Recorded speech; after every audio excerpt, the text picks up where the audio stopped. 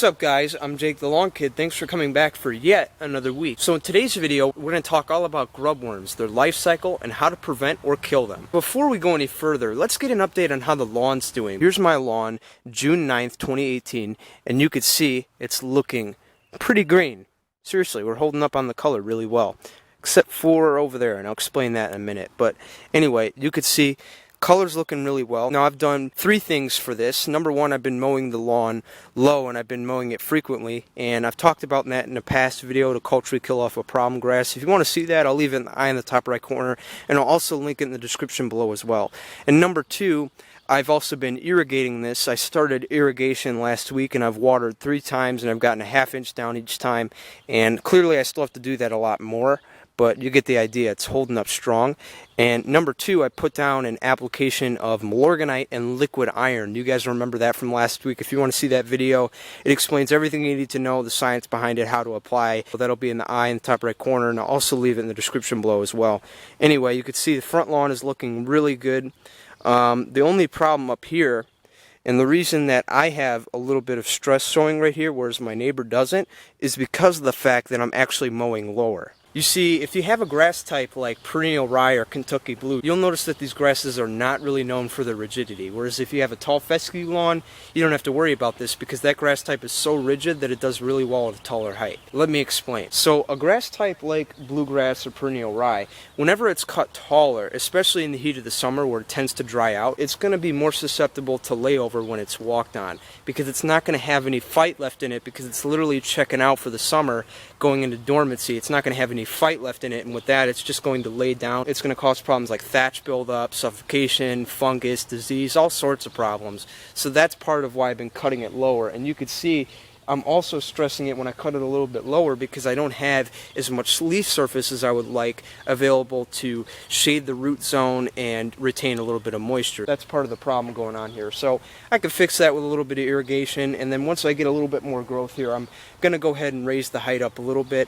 I don't want to go too high because I'm still trying to mow out the problem grass, but just high enough that I won't be stressing it out as bad as it has been. This area of the lawn here, you'll notice it's a lot more brown compared to that side. And the reason being is pretty simple. This area has been getting irrigated by hand. This area hasn't gotten any irrigation whatsoever, except for the couple of rains we got. And even that rain we've been getting is still not enough to bring this back, because we're not getting it every day, and we're not getting a ½ inch like we're supposed to. So this is a good visual representation of why I've been mowing this lower, is to avoid this. And regardless of how low I mow it here, I'm still going to get this layover issue, because this is where a lot of the foot traffic happens, because as you know, people have to walk here and back to get to the back where the pool is. And you know, my sister has a lot of friends over and whatnot, so they'll walk over here and all sorts of things. And to compensate for that, I'm not really sure what I'm going to do yet, but all I know is that to compensate for this issue, I've been mowing the rest of the lawn lower, and I've been mowing this area lower too. The good thing is, though, it's not as bad as it would be as if I was mowing taller, because it still lays over. But like I said, this is a great representation of why I'm mowing lower, because I want to prevent this throughout the rest of the lawn, because this can lead to all sorts of problems. So with that, let's get back to today's topic. We're going to talk all about grub worms in the lawn, and it's something we should be concerned about right now. And the way my lawn looks right now, being that it's weak and in dormancy, is a great reason why you should be concerned. Of course, before we go any further, we need to get a little bit of knowledge under our belt. So we're going to head inside, we're going to take a look at the life cycle of the June bug, the Mastchafer beetle, the Japanese beetle, the grub, whatever you want to call it, and then that way we can get a better idea of why we need to prevent it and what we need to do to either prevent them or kill them.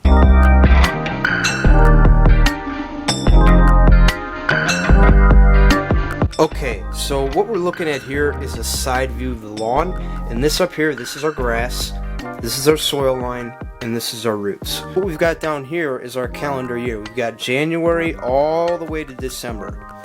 And so this process is going to start in June, when these guys emerge as beetles, also known as June bugs, Japanese beetles, or Mastchafer beetles. They come up, right, and they'll fly around all over your landscape plants, right? They'll munch off of your landscape plants, and then during that time they will mate, and they will lay eggs in the lawn, right? And then these eggs will hatch, and that'll typically be around early July. And what'll happen is these guys will start to feed on your roots, literally munching your roots away.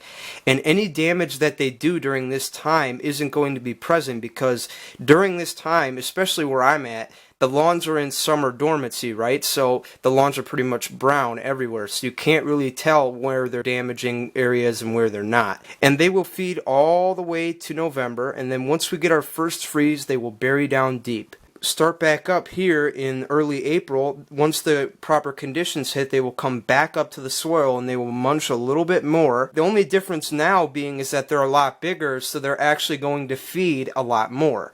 And then once we get to late May, early June, they emerge as beetles and the process starts all over again.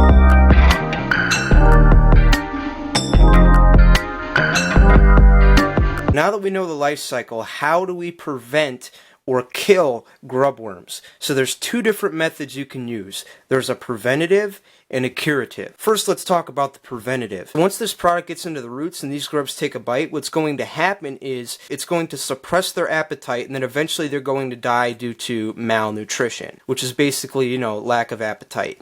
So it's very important that we time this application right, because if we don't, we're not going to get the control we need. Because what a prevention is going to do is it's going to provide some residual, meaning it's going to stay in the soil for a certain amount of time. Most pre-emergents that we use, especially for grubs, the residual is going to be about 90 to 120 days. If you want more info on that, look below in the description for that. We want to make sure we time this right, because one of the biggest misconceptions is that a lot of people think you need to treat for grubs early, like in April or May, which makes a lot of sense, right? Because these guys are literally munching on your roots at this point, right? What I want you guys to think about is that this is in the midst of spring, right? So we're getting adequate amounts of sunlight, excessive amounts of rain, and because of that, the lawns are growing so vigorous that any damage these guys are doing, it's not really going to show. So it's not worth treating for something that's not showing. Even if we do treat in April, we're going to get residual to the July and August mark, which a lot of you guys might think is dead on accurate, right? But that's not the point, because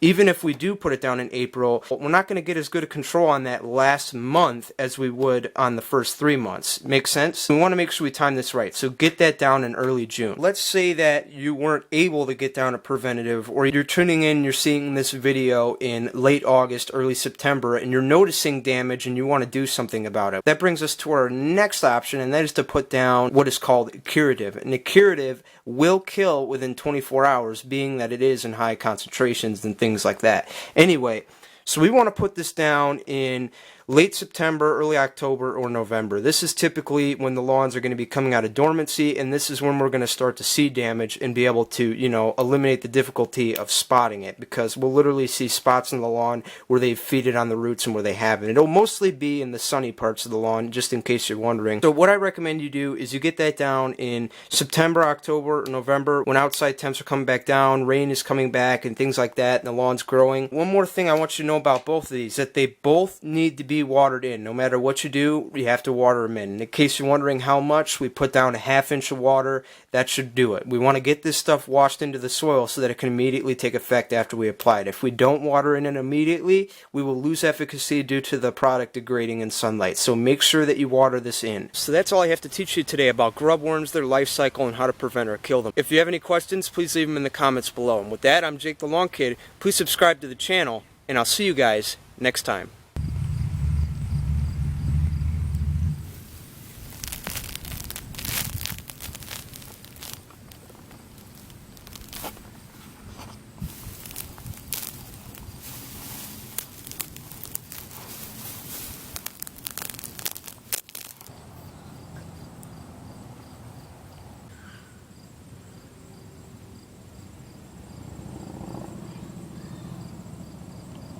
So look at this guy.